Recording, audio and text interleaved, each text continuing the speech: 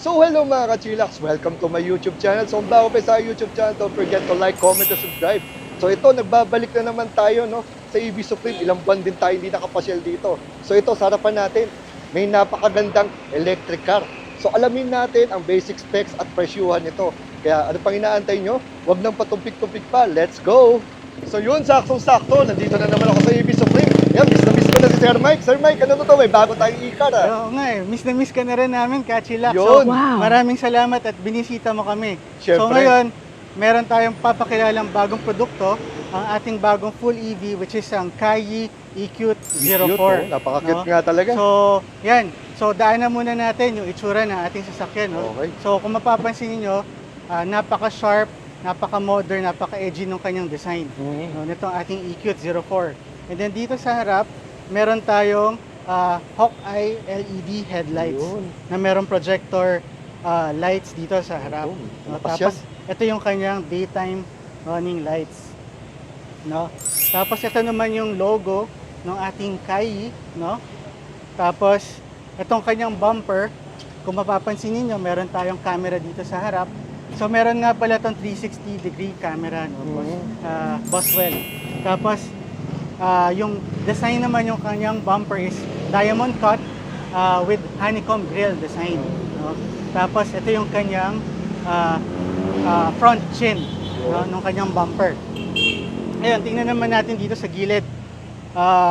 So, katulad na yung sinabi ko, meron tong 360-degree camera. No? So, meron tayong camera dito.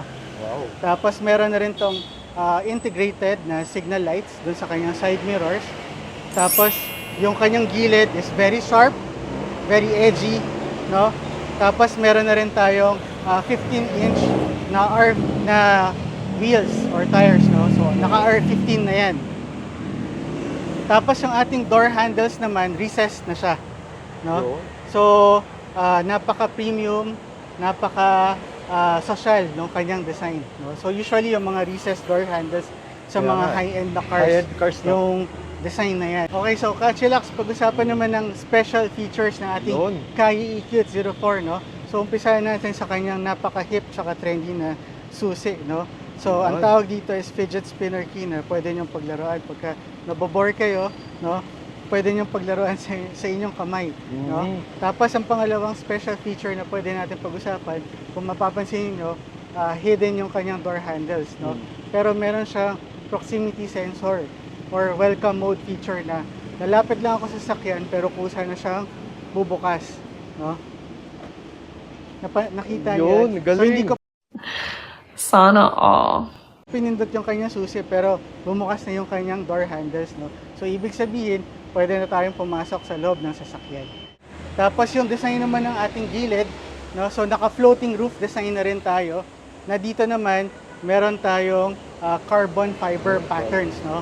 Yeah, tapos andito ulit yung logo ng ating Kayi. Tapos pagdating naman dito sa likod, meron na rin tayong integrated spoiler na may brake lights na dito sa likod. Tapos ito naman yung itsura ng kanyang tail lights, no? LED na rin yan. So medyo kapareho yung shape niya sa likod tsaka sa harap, no? Ganda, Para no? synchronize sila or symmetrical, no? Tapos yun, meron na rin siyang defogger dito. Tapos meron na rin tayong sensors dito sa likod. Meron din tayong camera dito. Tapos meron tayong reflectors tsaka reverse light dito. No? Kompleto. Tapos ito rin yung itsura ng kanyang rear bumper. Very sporty rin yung design, no? So isa yun sa mga selling points ng ating Kayi EQ04, no? Yung kanyang design na very sporty tsaka very modern na. So yun sir, sa loob naman tayo. Kamusta Sige, ba tayo sa site? silipin naman natin yung loob ng ating Kayi EQ04. Yan. So ito naman yung itsura ng kanyang interior, no? So naka leather seats na siya dito. Ganda na interior, no? Tapos ito yung itsura ng kanyang pinto, no? Tapos meron tayong one touch door opening dito. Tapos naka push start button na rin tayo, no? Yan. Tapos meron tayong 6.8 inch na infotainment na cluster dito. Tapos meron tayong 10.8 inch na infotainment screen sa gitna naman. No? Tapos pagka titingnan natin tong gilid, andito yung adjustment ng kanyang side mirror na electronic na siya. Tapos yung adjustment ng kanyang ilaw, this is the headlight leveling. Tapos ito yung tsura ng kanyang steering wheel na meron na siyang multi-function buttons. No? Tapos ito naman yung kanyang AC fan control, no? So ang maganda nga pala dito ka Chillax, nako-control mo siya, may manual control tayo dito, pero pwede mo rin siyang makontrol sa screen. Wow. No? Ayan.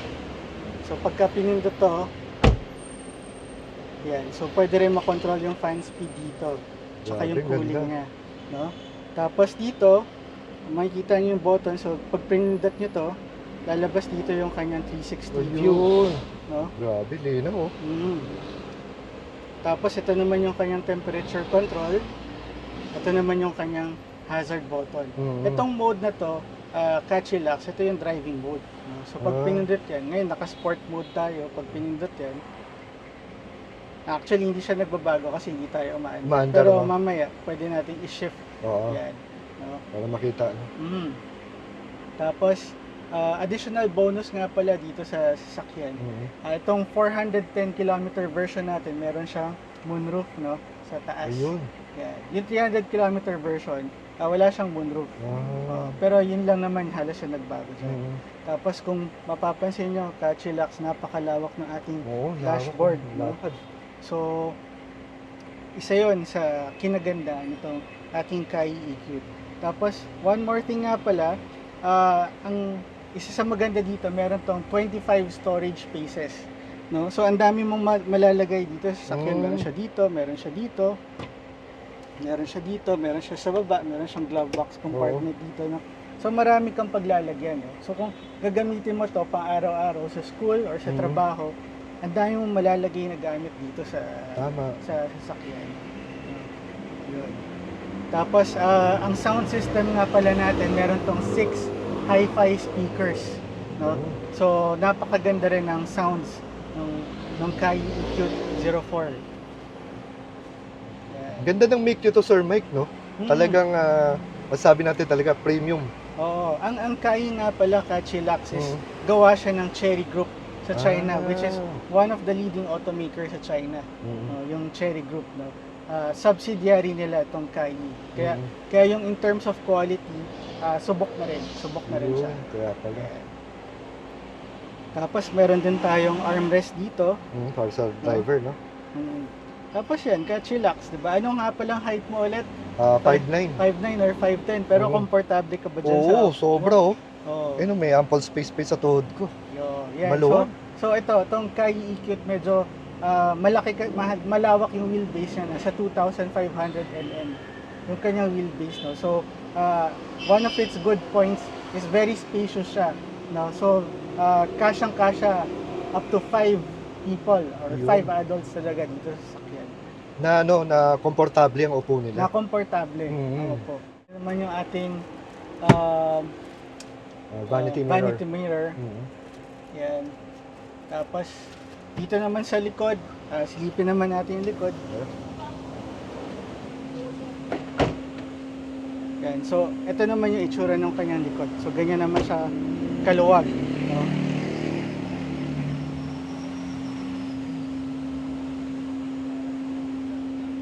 Yan. So, pasok ka Chillax, tingnan natin kung komportable ka ba dyan sa upo.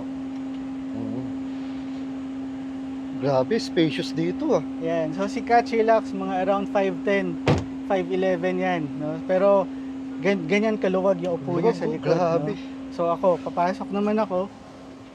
Yan. Yan. So ganito itong sitting position, medyo naka-atras pa siya dito, no? So makikita niyo naman, hindi natin ginalaw yung upuan, no? Pero very roomy siya, very spacious. Tapos may mga lalagyan pa tayo dito ng mga gamit, no? Ang ganda ng leather niya, sir.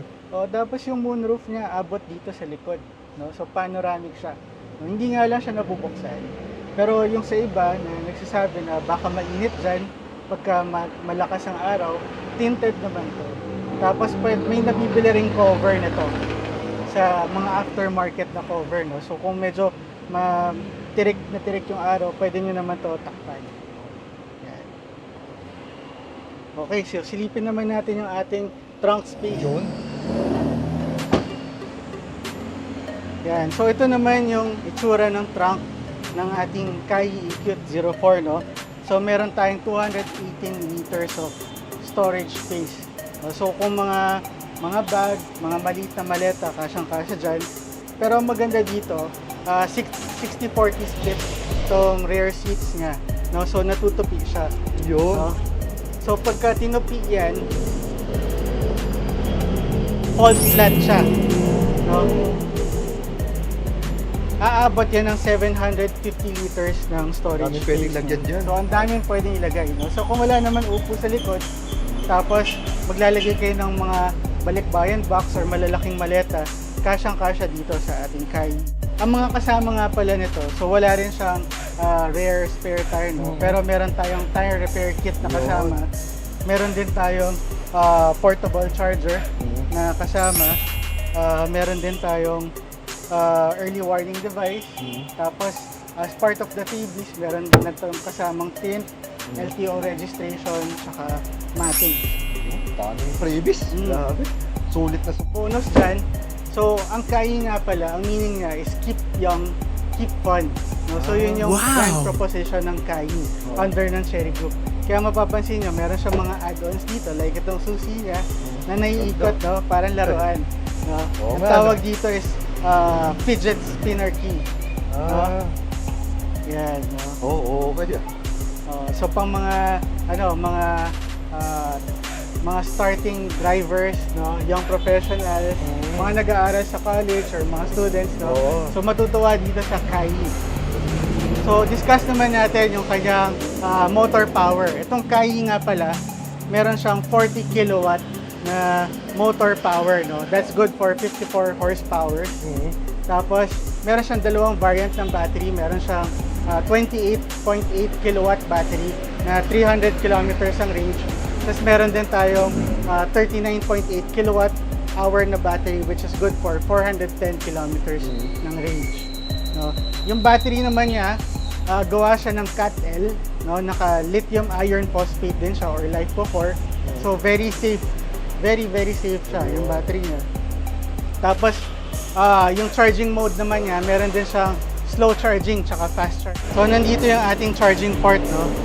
So meron tayong slow charging dito na GBT type, tapos meron tayong fast charging dito na GBT type.